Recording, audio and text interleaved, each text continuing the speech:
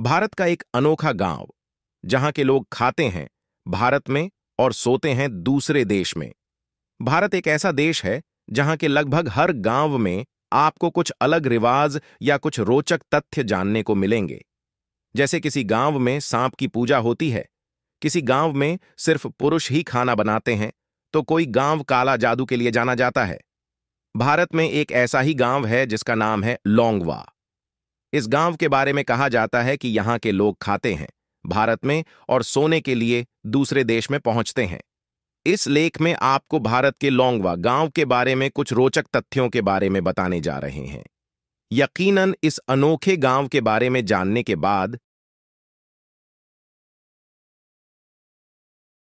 जानते हैं। इस अनोखे गांव के बारे में बताने से पहले यह जान लेते हैं कि यह कहां है। आपको बता दें कि यह गांव भारत के नागालैंड और म्यांमार की सीमा पर स्थित है।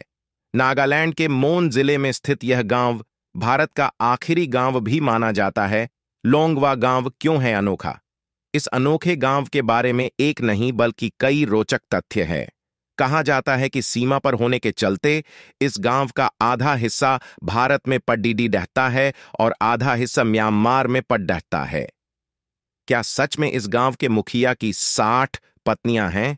इस अनोखे गांव के बारे में अगर सबसे अधिक कुछ चर्चित है तो वो है इस गांव का मुखिया।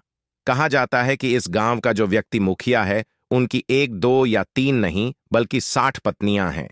इस मुखिया के बारे में यह भी बोला जाता है कि नागालैंड के साथ साथ अरुणाचल प्रदेश और म्यांमार के लगभग 70 से अधिक गांवों में उनका प्रभुत्व है।